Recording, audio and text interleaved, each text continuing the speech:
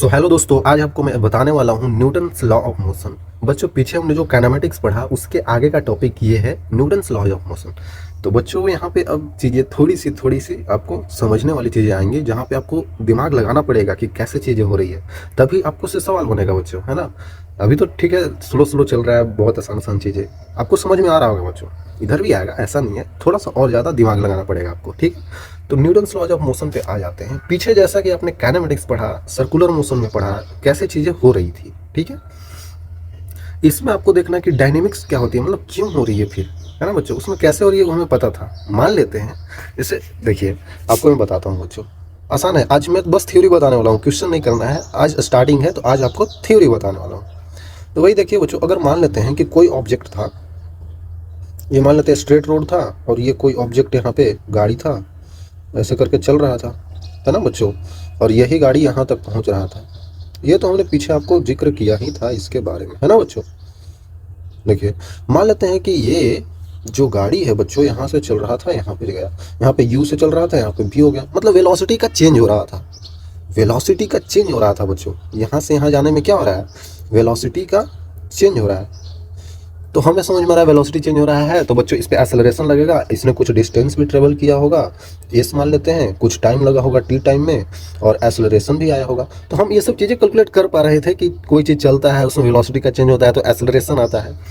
आखिरकार बच्चों ये सब हो क्यों रहा है, आपने सोचा ये कि हो क्यों रहा है। ठीक है, चेंज हो रहा है तो एक्सेलरेशन आ रहा है, डिस्प्लेसमेंट मिलेगा, डिफ्रेंशिएट करेंगे, इंटीग्रेट करेंगे बच्चों, लेकिन ये हो क्यों रहा है, मतलब ठीक है वेलोसिटी का चेंज हो रहा है, हो क्यों रहा है, इसका पीछे का कारण क्या है। कोई तो कारण होगा जिसके कारण ये चेंज हो रहा है। ये क्यों यू से भी हो गया जब हमने स्पीड बढ़ा दिया, ये तो ठीक है, आंसर ठीक है, जब हमने स्पीड बढ़ा दिया, लेकिन हो क्यों रहा है, स्पीड क्यों बढ़ जा रहा है, कुछ तो कर रहे होंगे। तो बच्चों, हम इसके पीछे फोर्स लगा रहे हैं, हम इसके पीछे फोर्स लगा रहे हैं, इस गाड़ी पे फोर्स लगा रहे हैं, तो ये आगे बढ़ रहा है। आ रहे समझ में। ये गाड़ी का जो टायर है ना बच्चों, ये टायर तो ऐसे घूम रहा है, तो इस पे फ्रिक्शन आगे की तरफ लग रहा होगा, ऐसे घूम रहा है ना, फ्रिक्शन आगे की तरफ जमीन पे लग रहा होगा। आ रहे समझ में, ऐसे हो रहा है बच्चों। तो आप समझ सकते हैं यहाँ पे कि जो फ्रिक्शन यहाँ पे कारण है कि जो इस ऑब्जेक्ट को आगे की तरफ ढकेल रहा है, आगे की तरफ। तो यहाँ पे फ्रिक्शन क्या है, फोर्स है बच्चों। फ्रिक्शन क्या है, फोर्स है। तो समझिए फोर्स लग रहा है। अगर इसको मैं फ्रिक्शनलेस, म्यू का वैल्यू 0 कर दूं, मतलब कि फ्रिक्शनलेस मतलब स्मूथ हो गया। मान लीजिए बर्फ पे चल रहा है, बर्फ पे अगर ये गाड़ी चल रहा है, तो आपको लगता है ये कभी रुकेगा, रुकेगा ही नहीं, रुकेगा ही नहीं बच्चों। कांस्टेंट वेलोसिटी से चलता रहेगा ये, क्योंकि यहाँ पे फ्रिक्शन 0 हो गया ना, मतलब फ्रिक्शन है ही नहीं, तो इस पर कोई फोर्स ही नहीं लगेगा, और ये बच्चों चलता ही रहेगा, ये अपने मोशन में ही रहेगा। आ रहा है समझ में। तो यहाँ पे फोर्स की जरूरत ही नहीं पड़ेगी। ये समझ सकते हैं आप कि इसका पीछे का कारण क्या है, फोर्स लग रहा है। ठीक है, बहुत सारी चीज़ें यहाँ पे हो रही है। आपको और चीज़ में बताता हूँ एग्जाम्पल से, ठीक है। और मान लेते हैं कि अगर मैं यहाँ पे ऐसे करके, यहाँ पे मान लेते हैं बच्चों ऐसे है, और मैं यहाँ पे एक ब्लॉक रख दिया हूँ, एक बड़ा सा ब्लॉक है, ठीक है बच्चों। इस ब्लॉक को जमीन पे रखा हुआ है यहाँ पे, ठीक है ना।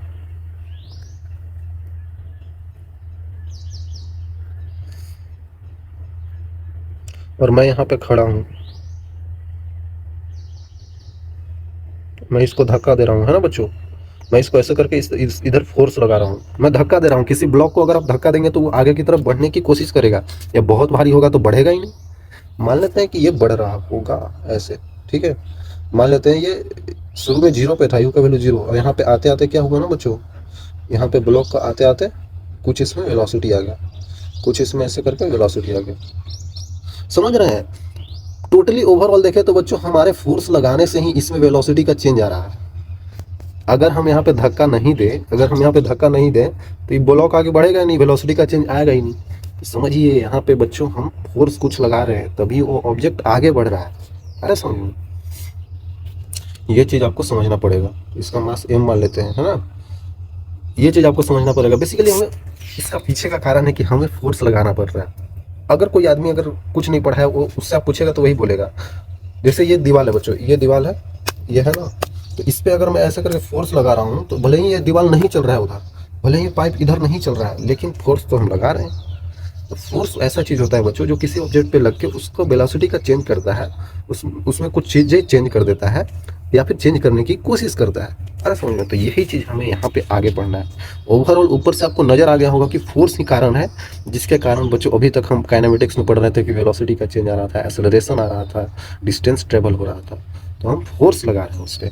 अरे समझ में बच्चों, ये चीज़ आपको समझना होगा, ठीक है। तो यहाँ पे न्यूटन्स लॉज ऑफ मोशन देखते हैं। न्यूटन्स ने, देखिए न्यूटन लॉज ऑफ मोशन पे पूरा चैप्टर ही बन गया क्योंकि न्यूटन अंकल जो थे वो अपने टाइम के बहुत बड़े साइंटिस्ट थे। वो बहुत सारे ऐसे ऐसे चीज़ें उन्होंने दे दिया कि अभी हम सोचेंगे तो हमें लगेगा कि अरे यार, कोई इतना मतलब तेज कैसे हो सकता है, उस टाइम पे इतना तेज, अभी तो इतना होता ही नहीं है। उस टाइम पे जब वार वगैरह होता था, सब बड़े बड़े राजा लोग थे, तो उस टाइम पे बच्चों न्यूटन अंकल ने इतने बड़े बड़े चीज़ों को दिया उन्होंने। हो रहा था ये चीज़ें पहले से भी लोगों ने बताना शुरू किया था कि बच्चों की कोई ऑब्जेक्ट अपना मोशन का टेंडेंसी, जैसे है ना, कोई रेस्ट है तो रेस्ट में रहना चाहता है, कोई मोशन में ऑब्जेक्ट है तो मोशन में रहना चाहता है। लेकिन फाइनली जब सारा कंक्लूजन को न्यूटन अंकल ने देखा और इन्होंने बहुत ज़्यादा रिसर्च किया, बहुत ज़्यादा एक्सपेरिमेंट किया, और फाइनली जब ये एक कंक्लूजन पे निकले तो 3 लॉ दिया जो कि तीनों वैलिड होते हैं, है ना। जनरली हमारी ज़िंदगी में अभी तो यहाँ पे तो वैलिड है। अगर कुछ चीज़ें आगे चल के बदल जाती है, जैसे कि वो थे आइंस्टीन थे, उन्होंने मैटर वेव इक्वेशन दिया ना, तो वहाँ पे चीज़ें बदल जाती है, तो उसमें थोड़ी सी चीज़ें चेंज हो जाती है, बट बाकी ओवरऑल इन्होंने जितना भी दिया है ना, सब सही हो रहा है अभी, है ना बच्चों। तो इनको अभी काटा नहीं जा सकता है, अभी कुछ नहीं बोला जा सकता है, क्योंकि ये चीज़ें अभी हमारी ज़िंदगी में होती है ना। हम कूदते हैं तो नीचे क्यों करते हैं, ग्रेविटी लग रहा है ना। ये सब चीज़ें उन्होंने दिया बच्चों, तो काफ़ी इतने सोचने वाले व्यक्ति थे ये। तो चलिए अब हम सोचते हैं इसमें क्या क्या चीज़ें हैं, है ना। उन्हीं के बताए हुए चीज़ों को हम लोग आपको बताएंगे। कोई बात नहीं, सीखना चाहिए बच्चों, उन्होंने दिया तो उनके बातों को कोई तो जानने वाला होना चाहिए, तो हम उनको जान रहे हैं। हमें ये नहीं सोचना है कि अरे यार उन्होंने दे दिया तो उनके बातें मैं क्यों पढ़ूँ। पहली बात की एग्जाम में आता है, दूसरी बात की कभी भी ऐसा नहीं सोचना है कि किसी की बात को मैं क्यों सुनूं। बच्चों ऐसा कभी नहीं करना है, चीज़ें आपको सुननी पड़ेगी ज़िंदगी में अगर आगे बढ़ना है। तो दूसरे जो बोल रहे हैं, चाहे सही बोल रहे हैं गलत बोल रहे हो, बात अलग है, लेकिन आपको सुनना चाहिए वो क्या बोल रहे हैं। जो आदमी सुनता है वही आदमी आगे जाके कुछ कर पाता है, ठीक है। सुनना सीखिए, चीज़ों को सुनिए, आप डायरेक्टली जवाब देने की जरूरत नहीं है। सुनेंगे तो आपको अच्छा लगेगा, है ना। तो हो गई ज्ञान की बातें, आगे देखते हैं। तो न्यूटन्स लॉ ऑफ मोशन ये चीज़ है, बेसिकली फोर्स लग रहा है, तो इनके ही लॉ के अंदर फोर्स का भी जो बोलते हैं कि डेरिवेशन टाइप, जो उसको कैसे आया फोर्स, वो हम आगे देखने वाले हैं। न्यूटन सेकंड लॉ में आता है। तो अभी बेसिकली अभी आपको बस यही बता रहा हूँ कि जो आपने काइनेमेटिक्स में पढ़ा उसी का हम डायनेमिक्स देखेंगे, है ना। जो आपने काइनेमेटिक्स पढ़ा बच्चों, है ना, उसी के आगे हम लोग डायनेमिक्स देखने वाले हैं। चीज़ें क्यों हो रही है, due to force acting on that. Force लग रहा है बच्चों, है ना। बस आज थ्योरी बताने वाला हूँ और कुछ हम चीज़ें डिस्कस नहीं करने वाले हैं। और इसमें हम लोग क्या क्या पढ़ेंगे बच्चों, वही न्यूटन्स का फर्स्ट लॉ, 3 लॉ होते हैं, आपने पहले पढ़ा होगा न्यूटन्स का फर्स्ट लॉ। आज हम लोग ये चीज़ें देखने वाले हैं, ठीक है। सेकंड थर्ड लॉ आगे देखेंगे, है ना बच्चों। इसी के आगे फिर हम लोग देख लेंगे कि इनर्शिया क्या होता है, फिर मोमेंटम देख लेंगे, है ना। ये सब चीज़ें हम आपको आज बताने वाले हैं, ठीक है बच्चों। चलिए आगे चलते हैं। Point mass.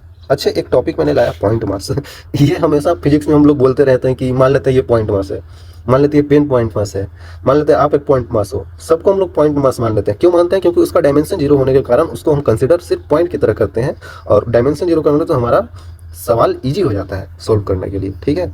तो देखिए यहाँ पे point mass which have no dimension, which have no dimension मतलब बच्चों उसके पास लेंथ ब्रेथ हाइट कुछ नहीं है, ठीक है। वो बस क्या चीज़ है, वो ऐसे है, वो ऐसे है, पॉइंट है ना।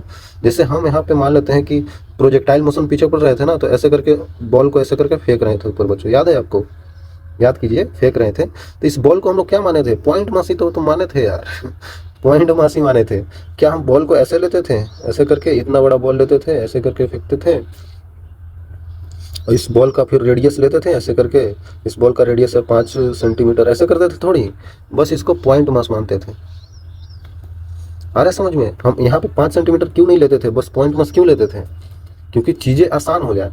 यहाँ पे अब इसका रेडियस हो जाएगा तो इसका बच्चों कुछ एरिया कवर करेगा, इसका कुछ ऊंचाई होगा, 2r इसका यहाँ से यहाँ तक ऊंचाई हो जाएगा, तो यहाँ पे गिरेगा तो बड़ा सा होगा, है ना।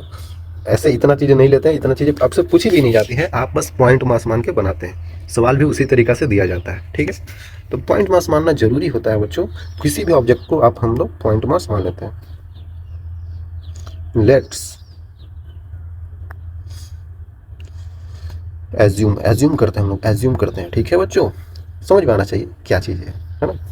अगर कहीं पे बोल भी दिया जाए कि अगर कोई ब्लॉक है बड़ा सा, अगर उसका ये ब्लॉक है और इसका आपको लेंथ ब्रेथ लेना है, ये आपको ब्रेथ सॉरी ये लेंथ हो गया और ये मान लेते हैं कि इसका ब्रेथ हो गया। तो अगर आपको कहीं पे लेने के लिए बोल दिया है तो लेना पड़ेगा, लेकिन नहीं बोला है तो हम पॉइंट मास मान सकते हैं। अब इतना बड़ा ऑब्जेक्ट है तो उसको लेंथ ब्रेथ लेना पड़ेगा ना, अभी क्वेश्चन में बोलेगा बच्चों, सारा क्वेश्चन में बोला जाता है, ठीक। चलिए आगे देखते हैं। ओके, इनर्शिया क्या होता है बच्चों।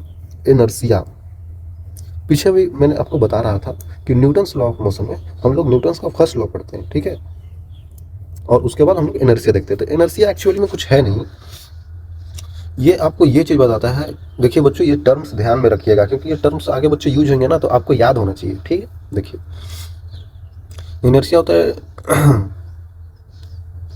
Tendency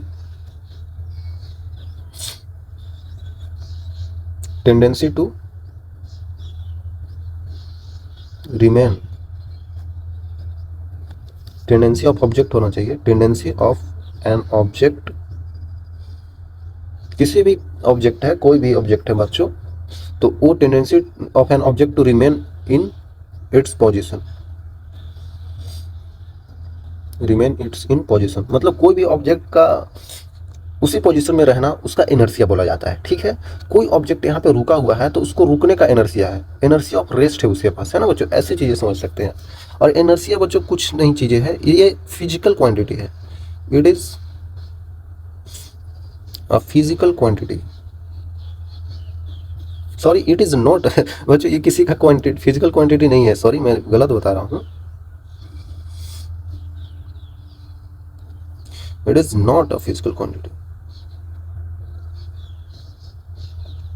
it is not a physical quantity, है ना बच्चों। इसका कोई फिजिकल क्वांटिटी नहीं होता है, ठीक है, ये चीज समझना है।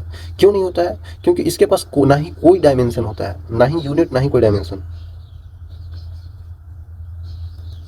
Not having dimension, not having dimension and unit, कोई यूनिट और डायमेंशन इसका नहीं होता है बच्चों, ठीक है। ये बस एक क्या है, ये एक प्रॉपर्टी ऑफ मैटर है, it is a property of object. समझ रहे हैं चीजों को, प्रॉपर्टी ऑफ ऑब्जेक्ट है, ऑब्जेक्ट की एक प्रॉपर्टी है ना। जैसे ऑब्जेक्ट की क्या प्रॉपर्टी है, इसका कुछ मास होता है ना, ऐसा कुछ आप समझ सकते हैं। तो उसका प्रॉपर्टी है बच्चों, उसका नेचर में समझ सकते हैं, उसका नेचर का एक चीज़ है, ठीक है, और कुछ नहीं। आगे चीज़ और अच्छे से समझ में आएगी, ठीक है, इतना चीज़ आपको समझ में आना चाहिए। और चीज़ अगर इसमें देखें बच्चों, तो ये जो इनर्शिया होता है ना, inertia depends, sorry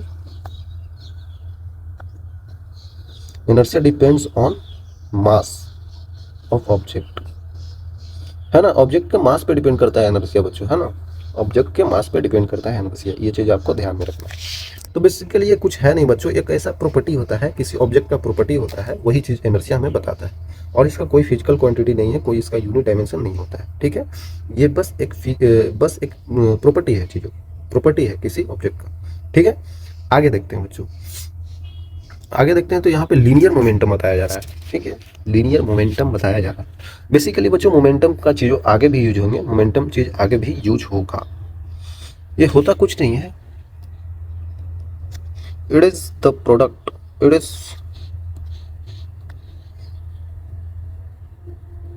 is product of mass and velocity, it is product of mass and velocity of an object, है ना बच्चों। ये क्या होता है ना, प्रोडक्ट होता है मास का और वेलोसिटी का। अरे समझ में, जैसे इसको हम लोग पी से डिनोट करते हैं, पी मोमेंटम होता है, पी से डिनोट करते हैं। तो पी यहाँ पे क्या हो जाएगा बच्चों, मास इंटू वेलोसिटी, है ना, ये होता है बच्चों, ये आपको ध्यान में रखना है, ठीक है। या फिर इसको एक और चीज़ों से बोलते हैं कि how much force, how much force required, ठीक है, हाउ मच फोर्स रिक्वायर्ड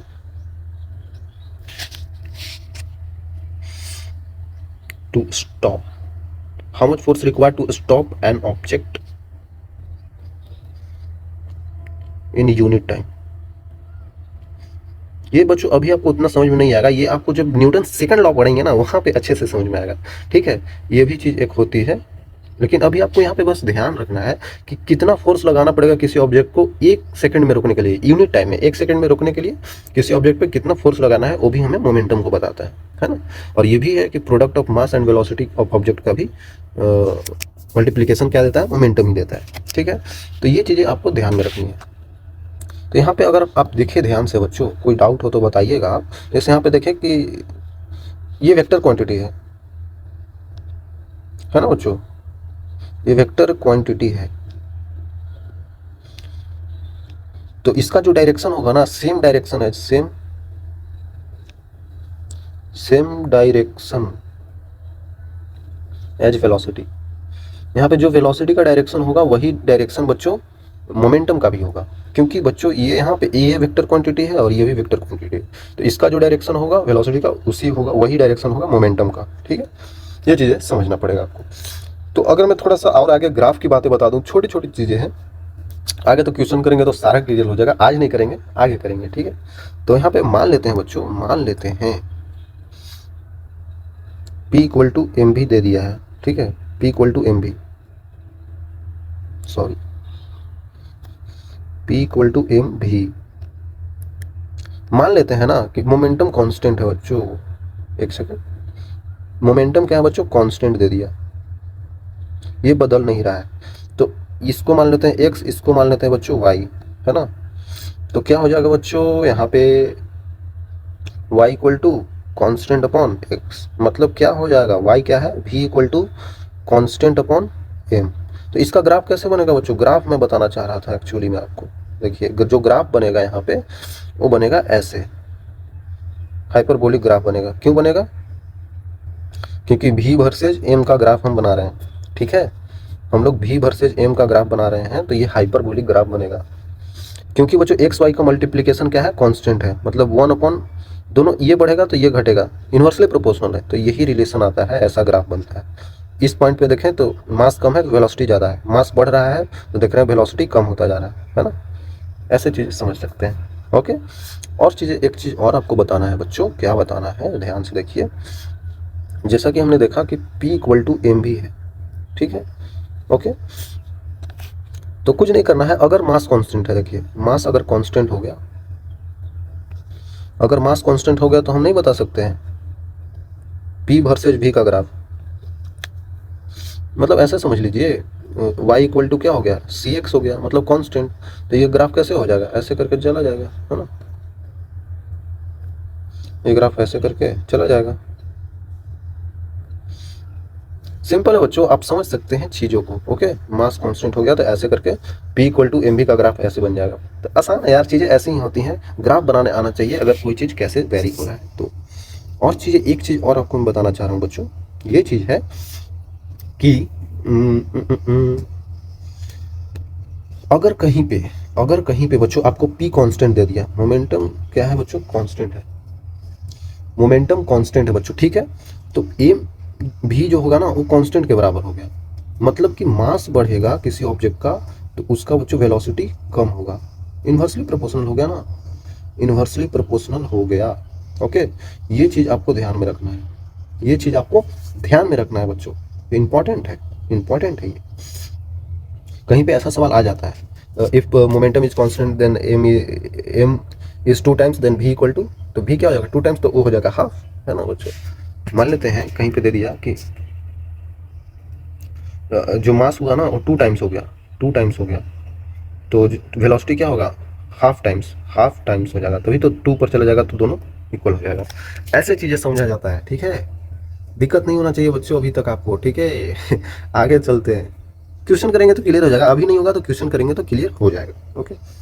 तो फोर्स पे आ जाते हैं। ये चीज़ें बस टर्मिनोलॉजी थी पीछे कि वो चीज़ें आगे यूज होगी तो उसको टर्म को भूलना नहीं है, वो टर्म्स याद रखना है। ओके, तो यहाँ पे हम देखते हैं फोर्स क्या होती है। फोर्स, फोर्स वही तो आगे हम बता रहे थे इंट्रोडक्शन में ही कि फोर्स लगाना पड़ता है किसी ऑब्जेक्ट पे। फोर्स इज अ पुश और पुल, धकेलना या खींचना, धकेलना या खींचना।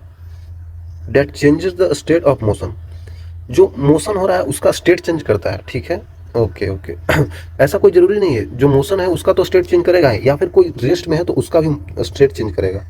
तो वही चीज़ यहाँ पे इंग्लिश में बोला जा रहा है कि पुश और पुल होता है किसी ऑब्जेक्ट पे जो उसका स्टेट ऑफ मोशन को चेंज करता है। स्टेट ऑफ मोशन मतलब रेस्ट पे भी तो हो सकता है, चल भी तो सकता है।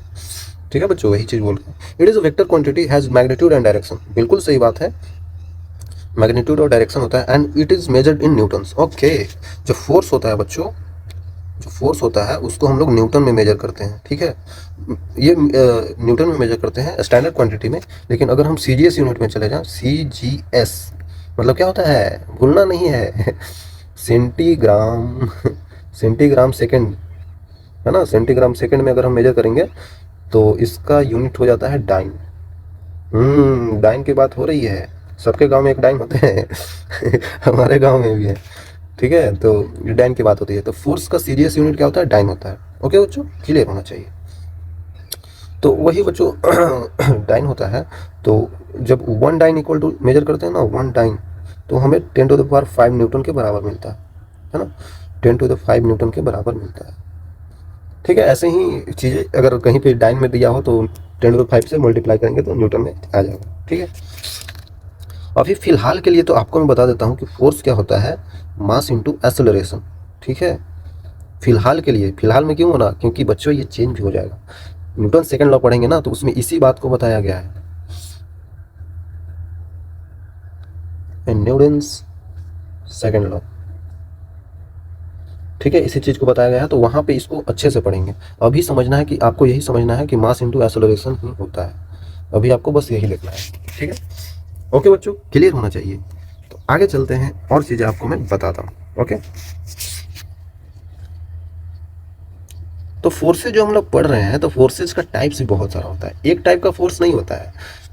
जिस डायरेक्शन, जैसे कहीं पे हम बोला ना टायर चल रहा है तो फ्रिक्शन फोर्स लग रहा है, कहीं टायर चल रहा है तो फ्रिक्शन फोर्स लग रहा है, कहीं पर हम पुश कर रहे हैं तो हम खुद फोर्स लगा रहे हैं, कोई गोल गोल नच रहा है तो उसमें टेंशन फोर्स लग रहा है। तो फोर्सेज का अलग अलग पैटर्न होता है बच्चों, है ना, अलग अलग पैटर्न होता है, किसी भी तरीके से फोर्स लग सकता है। तो मेनली जो आपको पता होना चाहिए वो 2 टाइप का फोर्स होता है, और भी होते हैं 2 टाइप्स के अलावा भी है, लेकिन वो चीज़ें अभी हमको नहीं जानना है। वो जानना होगा तो जान लेंगे, बट अभी हमको देखना है कि कॉन्टैक्ट फोर्स होता है एक, और एक होता है नॉन कॉन्टैक्ट फोर्स। कॉन्टैक्ट मतलब कॉन्टैक्ट में, और नॉन कॉन्टैक्ट मतलब नो कॉन्टैक्ट में नहीं है, है ना, ऐसे समझना है। सिंपल है यार, समझ सकते हैं। तो कॉन्टैक्ट फोर्स में क्या होता है कि require physical contact, physical contact होना चाहिए, मतलब चीज़ें सटनी चाहिए। चीज़ें सटा हुआ है ये हाथ, तो इसका मतलब यहाँ पे कॉन्टैक्ट फोर्स लगेगा। चीज़ें हटी हुई है, ये सटा हुआ नहीं है, तो यहाँ पे नॉन कॉन्टैक्ट फोर्स लगेगा। देखिए, एक्ट विदाउट फिजिकल कॉन्टैक्ट, बिना सटे। तो बिना सटे मैं चीज़ें आपको बता सकता हूँ कि जैसे ग्रेविटेशनल हो गया, इलेक्ट्रोस्टैटिक हो गया, मैग्नेटिक फोर्स हो गया। ये चीज़ें बच्चों आगे 12th क्लास के टॉपिक्स हैं, तो वहाँ पे ये तीनों चैप्टर हैं तीनों को पढ़ना है बहुत भास्ट वे में। तो ग्रेविटेशनल फोर्स जो कि ग्रेविटी नीचे खींचता है, अट्रैक्शन बिटवीन द 2 मासेस, है ना। जैसे हमारे प्लैनेट जो है, मून जो है, वो क्यों हवा में लटके हुए हैं, क्यों लटके हुए हैं, क्योंकि बच्चों उस सब पे ग्रेविटेशनल फोर्स लग रही है। सूर्य, ये सब क्यों स्पेस में लटके हुए हैं, क्योंकि सब एक दूसरे से बंधे हुए हैं नॉन कॉन्टैक्ट फोर्स से, जो कि ग्रेविटेशनल फोर्स है। ठीक है, इलेक्ट्रोस्टैटिक फोर्स आपने नहीं देखा होगा। इलेक्ट्रोस्टैटिक फोर्स क्या होता है, बिटवीन द 2 इलेक्ट्रिक चार्जेस। जो इलेक्ट्रिक चार्ज होता है ना बच्चों, इलेक्ट्रॉन्स होते हैं बोलते हैं ना, वो सब इलेक्ट्रिक चार्ज जो पार्टिकल्स में पाए जाते हैं छोटे छोटे, तो उनके बीच में ये भी एक अट्रैक्शन होता है, उनके बीच में भी अट्रैक्शन होता है। नहीं देखे हैं कि अगर आप मैं इस बाल में बहुत सारा इसको रगड़ दूं, ये पेन को, और फिर कागज से सटाऊं तो सट जाता है। क्यों सट जाता है, क्योंकि इसमें चार्ज हो जाती है ना, चीज़ें ये चार्ज हो जाती है, अपनी नेगेटिव चार्ज को छोड़ देता है, पॉजिटिव चार्ज रहता है, वहाँ पे नेगेटिव रहता है, दोनों पॉजिटिव नेगेटिव अट्रैक्ट हो जाते हैं। तो चार्जेस तो इलेक्ट्रिक चार्जेस में भी ऐसा पाया जाता है। ठीक है, magnetic force, force due to magnetic fields, बिल्कुल मैग्नेट से चिपक जाते हैं। लोहा कैसे चिपकता है, लोहा रखा है यहाँ पे, मैग्नेट ऐसे चिपक जाएगा, ऐसे करके ऐसे चिपक जाएगा, है ना, चिपक जाता है। तो ये सब कुछ दूर से ही काम करते हैं, हमें सटने की जरूरत नहीं है, हम दूर से ही काम कर लेंगे। लेकिन कॉन्टैक्ट फोर्स होता है जो कि अभी हमें इस चैप्टर में देखना ही होगा। तो इसमें कॉन्टैक्ट फोर्स में क्या क्या चीज़ें होती हैं, एक होता है frictional force, normal force, tension force, spring force, ये सब चीज़ें देखना होगा। तो फ्रिक्शनल फोर्स क्या होता है बच्चों? Resist the motion between the two surfaces. बिल्कुल, देखिए आपको फ्रिक्शनल फोर्स बताता हूँ। फ्रिक्शनल फ्रिक्शनल फोर्स क्या होता है ना बच्चों, दो ऑब्जेक्ट के बीच में पैरेलल फोर्स की तरह काम करता है। देखिए जैसे यहाँ पे एक मैंने रख दिया, यहाँ पे ये ग्राउंड था बच्चों, ग्राउंड पे मैंने क्या किया, एक ब्लॉक को रख दिया, ठीक है, और ब्लॉक को इधर फोर्स लगा रहा हूँ, एफ फोर्स लगा रहा हूँ। तो यहाँ पे जब अगर मैं देखूँ, ये जो है ऐसे ग्राउंड है और ये बच्चों हमारे पास ऐसे करके ब्लॉक है, ठीक है। तो ब्लॉक पे तो फोर्स ऐसे लगा रहे हैं, तो बच्चों इन दोनों के बीच में एक फ्रिक्शनल फोर्स भी लगेगा। इन दोनों के बीच में, ये तो आगे हम बहुत बड़े चैप्टर देखेंगे उसमें पढ़ेंगे ही, तो इन दोनों के बीच में एक फ्रिक्शनल फोर्स लगेगा बच्चों, है ना। ऐसे करके फ्रिक्शनल फोर्स लगेगा पीछे की तरफ, और ये लगाएगा इधर जमीन की तरफ, आगे की तरफ फ्रिक्शनल फोर्स। तो फ्रिक्शनल फोर्स कुछ होता नहीं है, ऑब्जेक्ट जब चलता है तो उस सरफेस के पैरेलली लगता है। The parallel force which acts on the object and that contact surface, तो हो जाता है बच्चों हमारा फ्रिक्शनल फोर्स, ठीक है, क्लियर होना चाहिए। वही चीज़ यहाँ पे बताया जा रहा है कि रेजिस्ट द मोशन को रेजिस्ट करता है। जैसे यहाँ पे है ना बच्चों, इसको चलना आ गया लेकिन इस पर फ्रिक्शनल फोर्स पीछे की तरफ लगा देगा, है ना, पीछे की तरफ लगा देगा। ओके, तो नॉर्मल फोर्स क्या होता है बच्चों, आगे देखना है हमें। Normal force perpendicular force to the surface, ये था पैरेलल था बच्चों ये पैरेलल था, है ना, ये था परपेंडिकुलर है। नॉर्मल फोर्स परपेंडिकुलर है। चीज़ों को आसानी तरीका से हमें देखना है। Normal force, okay, normal force क्या होता है बच्चों, परपेंडिकुलर टू द सरफेस। जैसे कि आपको मैं बताया कि यहाँ पे ब्लॉक जो रखा हुआ था ऐसे करके, अगर मैं इस ब्लॉक को ऊपर ले लूँ ऐसे, और इस ग्राउंड को नीचे ले लूँ ऐसे, ठीक है बच्चों। पहली बात यहाँ पे ठीक आ रहा था बच्चों, ठीक है। तो ये मास m का है, ये भी मास m का है। तो नॉर्मल फोर्स हमेशा सरफेस को धक्का देना है, धक्का देने के टाइप होता है ये, है ना। समझिए चीज़ों को। अगर मैं किसी ऑब्जेक्ट को रखा हूँ, किसी ऑब्जेक्ट को मैं रखा हूँ ज़मीन पे, ये हाथ पे मैंने इसको रख दिया, इस पेन को मैंने बच्चों हाथ पे रख दिया, ठीक है।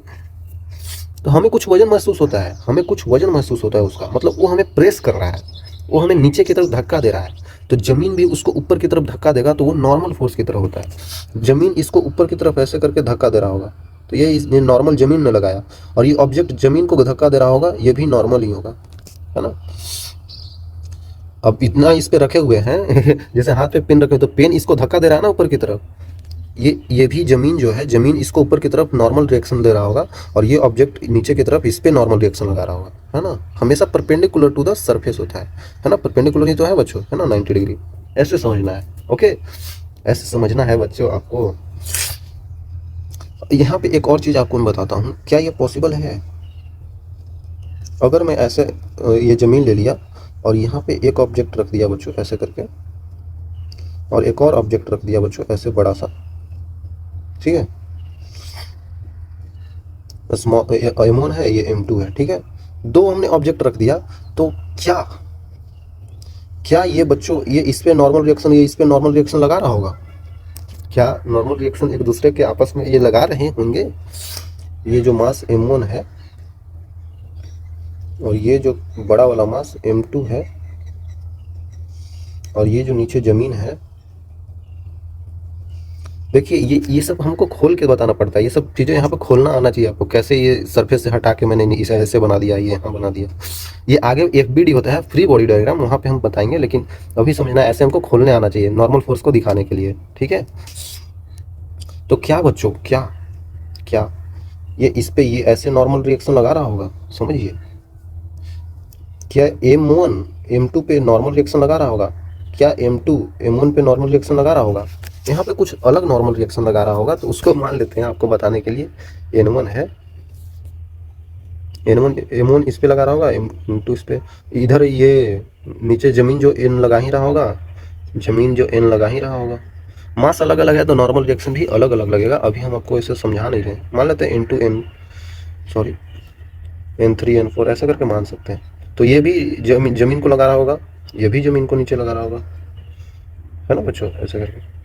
तो यहाँ पे चीज़ें मैंने एक चीज़ गलत किया है, वो क्या किया है बच्चों, ये जब कांटेक्ट में है ये बच्चों नॉर्मली अगर मैं ऐसे किया हूँ, ऐसे हम इस पे धक्का नहीं लगा रहे हैं, हम बस ऐसे सटाए हुए हैं चीज़ों को, ऐसे सटाए हुए हैं। दो ऑब्जेक्ट मान लेते हैं मेरे पास क्या है, मेरे पास एक मोबाइल है बच्चों।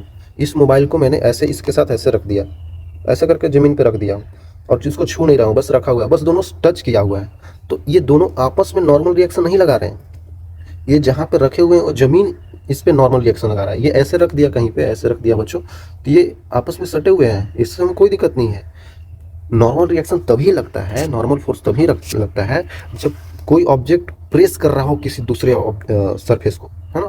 प्रेस मतलब उस पर प्रेशर लगा रहा हो, है ना। बस सटा हुआ हो उससे नहीं होगा, ऐसे करके ऐसे प्रेस लगाना है। ऐसे सटा हुआ तो ऐसे कोई दिक्कत नहीं, ऐसे प्रेस लगाएंगे तब नॉर्मल रिएक्शन आएगा। मान लो तीसरे से कोई फोर्स लगा दिया तब बच्चों ये नॉर्मल रिएक्शन आएगा।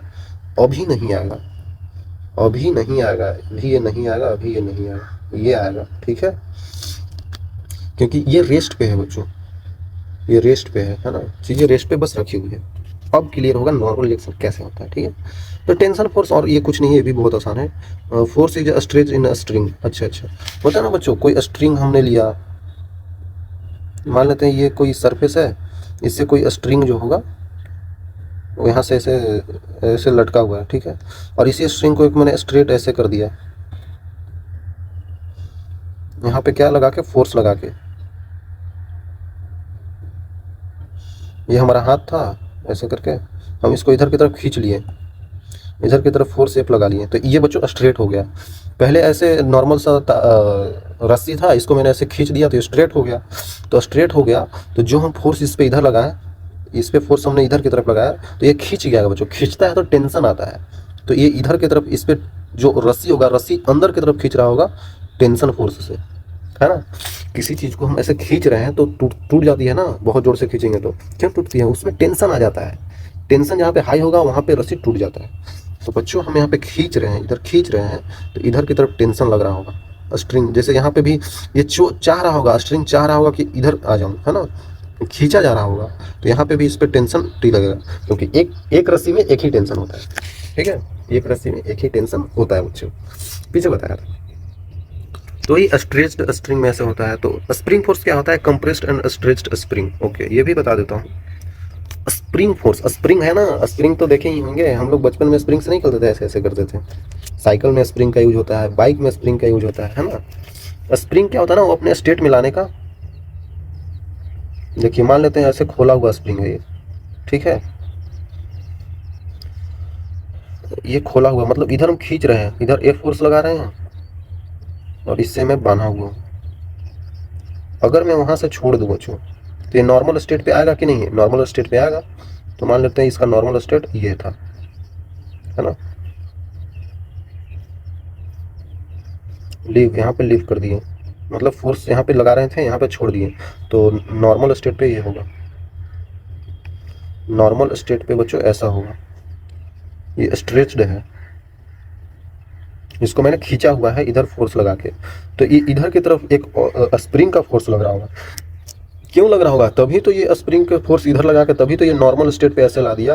पहले ऐसे खींचा हुआ था, तो खींचते हैं फिर छोड़ते हैं तो क्या होता है, स्प्रिंग ऐसे करके ऐसे करके अपने नॉर्मल स्टेट पे आ जाता है।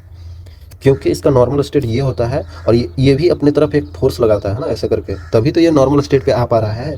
तो इसको बोलते हैं spring force, F spring force बोलते हैं। तो स्प्रिंग फोर्स के एक्स होता है, डायरेक्शन लेंगे तो माइनस का के एक्स बोलेंगे क्योंकि इधर की तरफ है। तो ये होता है बच्चों, ये आगे आपको बताऊंगा, है ना। अभी आपको जानने की जरूरत नहीं है कैसे आता है, मैं आपको बताऊंगा। तो नॉर्मल रिएक्शन जो के होता है ना, स्प्रिंग का कांस्टेंट होता है, स्प्रिंग कांस्टेंट होता है बच्चों। और एक्स जो डिस्टेंस यहाँ पे मान लेते हैं इसका नॉर्मल स्टेट ये था, है ना, तो ये कितना दूर खींचा गया है, एक्स डिस्टेंस खींचा गया है ना, एक्स डिस्टेंस खींचा गया है। ऐसे चीज़ों को लेते हैं, ठीक है। आगे आपको मैं बताऊंगा बच्चों, ठीक है, आगे मैं चीज़ें आपको और बताऊंगा। चलती है आगे देखते हैं। तो Newton's first law of motion क्या होता है बच्चों, Newton's first law of motion क्या होता है वो हम आपको बताने वाले हैं। Newton's first law of motion क्या होता है, ओके। अभी तक जितना चीज़ आपने देखा वो सब चीज़ें बच्चों टर्म्स हैं, वो टर्म्स बच्चों यूज होंगे, ठीक है। वो टर्म्स बच्चों यूज होंगे, यूज करेंगे हम लोग, ठीक है, यूज करेंगे हम लोग। लेकिन अभी हमें न्यूटन्स फर्स्ट लॉ देखना होगा। क्या न्यूटन्स ने लॉ दिया था, ये लॉ दिया था बच्चों कि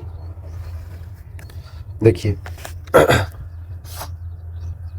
उन्होंने पहली बात ये बोली कि इफ अ बॉडी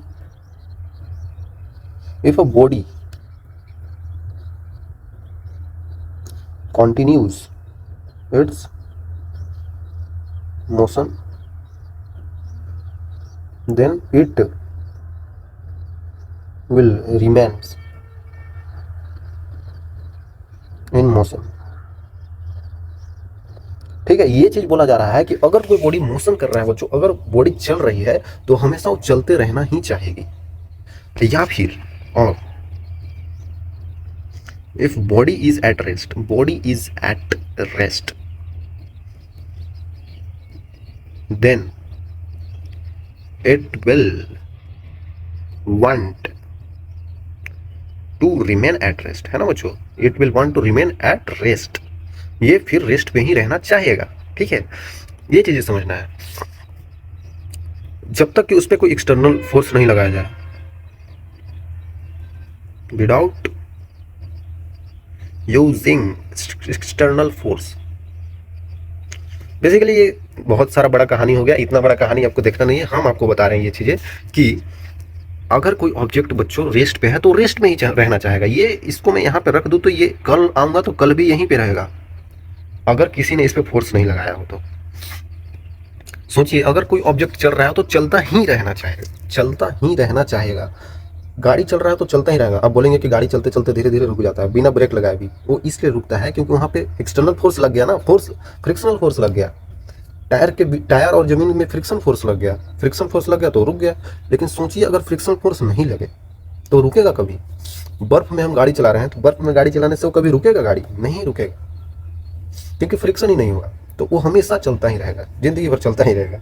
तो वही बोल रहा है बच्चों, अगर उस पर मैं एक्सटर्नल फोर्स नहीं लगा तो वो हमेशा अपने मोशन को ही फॉलो करता रहेगा, वो हमेशा चलता ही रहेगा। अगर रुका है तो रुका रहेगा, चलता है तो चलता ही रहेगा। ये चीज़ बहुत बड़ी बात उन्होंने बताई थी। ऐसे पहले लोग इसके बारे में जिक्र कर रहे थे, लेकिन इन्होंने एक अच्छे तरीका से इन्होंने बताया इस चीज़ों को। अगर मैं बताऊं बच्चों, तो इन्होंने, न्यूटन अंकल ने जो बोला था कि यही चीज़ हमें क्या बताता है, यही चीज़ हमें इनर्शिया बताता है। इनर्शिया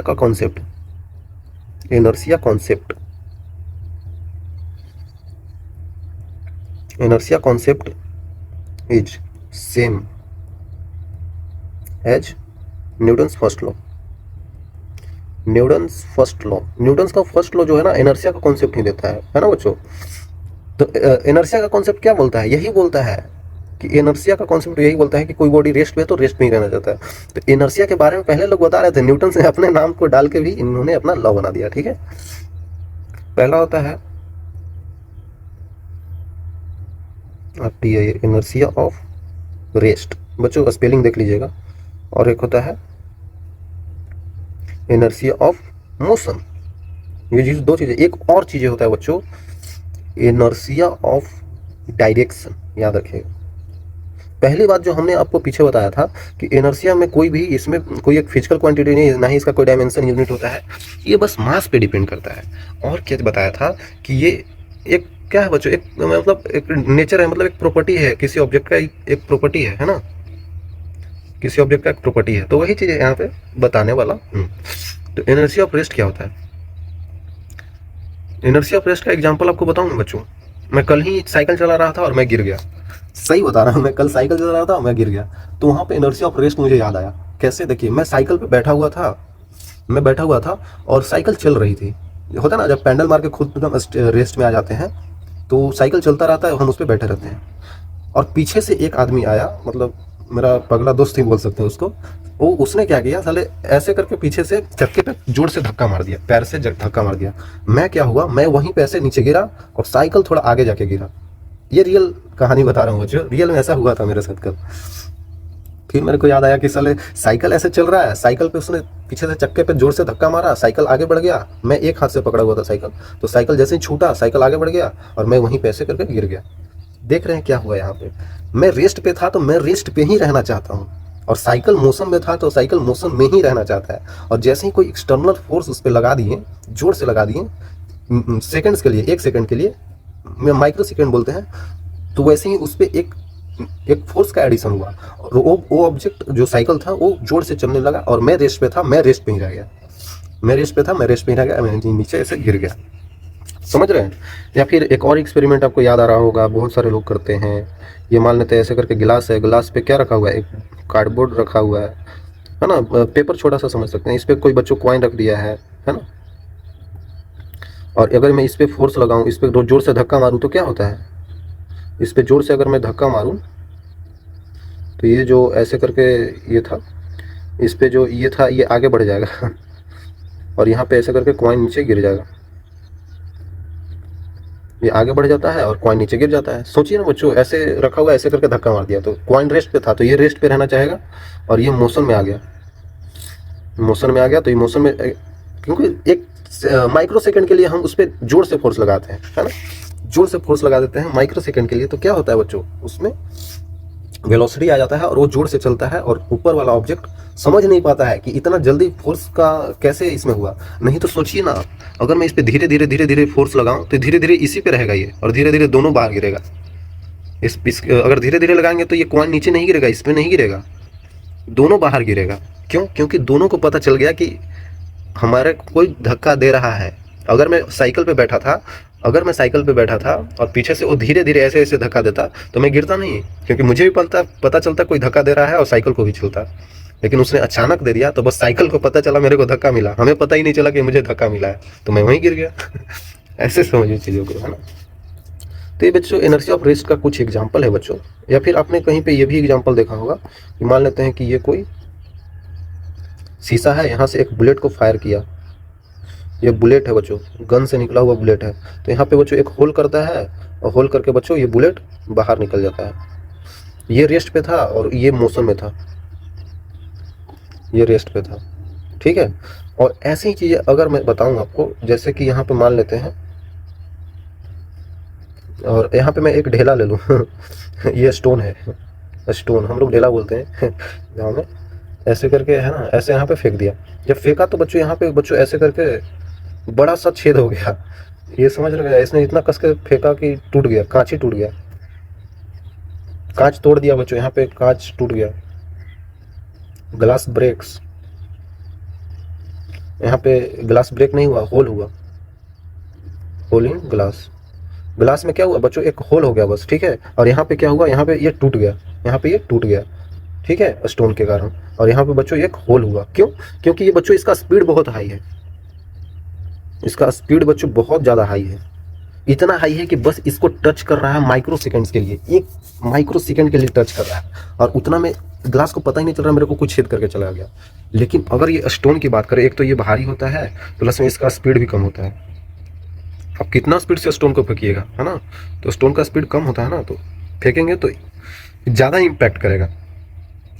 अगर मैं इसका बताऊं बच्चों, इसका स्पीड कम है, तो स्पीड कम है तो बच्चों ये धीरे से जाएगा, और इसको जब टच करेगा तो इसको टच सेकंड, कितने सेकंड के लिए टच करेगा, माइक्रो सेकंड के लिए, बहुत सेकंड के लिए। अगर ज़्यादा टाइम के लिए कोई ऑब्जेक्ट किसी को टच कर रहा है ना, तो उसका इम्पैक्ट भी ज़्यादा बड़ा हो जाता है, और ये होल नहीं करता है, ये डायरेक्ट तोड़ देता है। क्योंकि कॉन्टेक्ट फोर्स है ना, वो ज़्यादा टाइम ले रहा है, तो ज़्यादा टाइम ले रहा है तो बच्चों वो तोड़ देगा, है ना, ज़्यादा टाइम ले रहा है तो तोड़ देगा। कॉन्टेक्ट फोर्स बहुत कम होना चाहिए, कॉन्टेक्ट टाइम बोलते हैं, कॉन्टेक्ट टाइम बहुत कम होना चाहिए, तभी तो बच्चों सर से निकल पाएगा। ऐसे ही समझिए ना, कांच को पता चल गया मेरे को कोई जोर से तोड़ रहा है तो टूट जाएगा, लेकिन यहाँ पे इतना स्पीड है कि ये इतना जल्दी निकल रहा है, कांच को पता चलने में देर लग रहा है, तो ये बस होल ही हो रहा है, ठीक है, ऐसे समझना।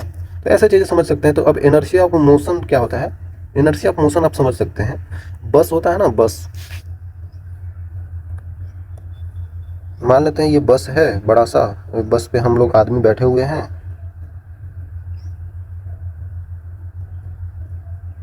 ये बस पे बैठे हुए हैं सब लोग, बस इधर जा रहा है,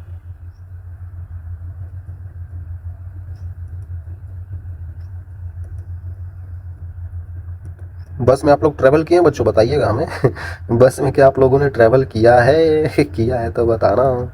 ये बस है, बस में हम लोग ट्रैवल कर रहे हैं, ठीक है। तो बस में जब यात्री बैठे हुए हैं, यहाँ पे एक ड्राइवर बैठा हुआ है, यहाँ मस्त दम गाड़ी चला रहा है, एकदम गाना बज रहा है, मस्त गाना बज रहा है बच्चों, हमको जीना है जीने दो, मस्त चला रहा है गाड़ी, ठीक है। तो यहाँ पे बच्चों ये जो लोग हैं, अगर ये मोशन है, वी वेलोसिटी चल रहा है और आगे जाके क्या हुआ ना, रेस्ट पे आ गया। अगर बच्चों मान लेते हैं कि आगे गया, ये रेस्ट पे आ गया, रेस्ट पे आ गया ना, तो बच्चों इन ये जो यात्री बैठे हुए हैं, जब जैसे ही रोक देगा ना, ये v का इक्वल टू 0 कर देगा, तो बच्चों ये सबको आगे की तरफ ऐसे करके फोर्स लगेगा, आगे की तरफ ऐसे धक्का लगता है। गाड़ी में बैठे होंगे तो आपको पता चलेगा, चल रहा है, एक बार ब्रेक मार दिया तो सब आगे की तरफ फेंका जाते हैं। क्यों फेंकाते हैं? क्योंकि बच्चों ये चल रहा है तो ये सबका मोशन हो रहा है, समझिए। ये सब जितने बैठे हुए हैं ना बच्चों, इन सब मोशन में है, क्योंकि बस मोशन में है। ये जो पूरा फ्रेम है, जो पूरा बस का फ्रेम है, सारा मोशन कर रहा है। इसका एक एक पार्टिकल मोशन में है, इसमें अंदर जो भी होगा वो सब मोशन कर रहा होगा, ठीक है। तो जैसे ही ये मोशन कर रहा है तो इसका देख रहे हैं, इतना पार्ट तो मोशन में ठीक है, लेकिन ऊपर वाला पार्ट पे कम इम्पैक्ट होता है, लेकिन मोशन सब कोई कर रहा है, सारा इसका बॉडी मोशन कर रहा है, सारा पैसेंजर का बॉडी मोशन में है, ठीक है। अब अगर ये रोक दिया, हमारा टेंडेंसी क्या है, हमारा पूरा बॉडी क्या है, मोशन में है, क्योंकि ये सब कुछ मोशन में है। लेकिन जैसे ही ये बड़ा सा बस का डब्बा जो है वो रुक गया, तो हमारा बॉडी क्या सोचेगा, हमारा बॉडी तो चलता रहेगा ना, क्योंकि चल ही रहा था पहले। लेकिन जैसे ही रोकेगा बच्चों, जैसे ही रोकेगा, हम क्या होंगे, हमारा मोशन था क्या, हमारा मोशन चलने का था, तो हम आगे की तरफ फेंके जाएंगे, हम आगे की तरफ ऐसे धक्का लग जाएगा। क्यों लगेगा? क्योंकि हमारा पहले टेंडेंसी है चलने का। अब हमें पता चल रहा है रोक रहा है, वो कम टाइम के लिए होता है, लेकिन उसी टाइम में आपको धक्का लगेगा आगे की तरफ, धक्का लगेगा आगे की तरफ, और आपको पता चलेगा अरे यार ये तो रोका और हम आगे की तरफ फेंके गए, क्योंकि यहाँ पे इनर्शिया ऑफ मोशन था, क्योंकि हमारा टेंडेंसी है मोशन में रहने का, और जैसे ही रोक देगा तो हमारा टेंडेंसी तब भी मोशन में रहने का होगा, इसीलिए हमारा मोशन में टेंडेंसी होगा तो आगे फेंका जाएंगे। लेकिन जब ये रुका है तो आगे फेंका के फिर ऐसे रुक जाते हैं, है ना, ऐसे होता है। आपको समझ में आना चाहिए बच्चों, है ना, यही कॉन्सेप्ट होता है। और अगर ये बस धीरे धीरे रोकता है, 5 मीटर पर सेकंड, 4 मीटर पर सेकंड, 3 मीटर पर सेकंड, 2 मीटर, ऐसे 1 मीटर पर सेकंड, धीरे धीरे, तो हम आगे नहीं फेंकाते हैं। क्यों नहीं फेंकाते हैं? क्योंकि हमारा बॉडी समझ जाता है, हमारा बॉडी समझ जाता है कि बच्चों ये धीरे धीरे रुक रहा है। और अगर एक बैक रुकता है तो हमारा बॉडी समझ नहीं पाता है ना कि एक बैक रुक रहा है, तो एक बैक रुकता है तो आगे की तरफ फेंके जाते हैं।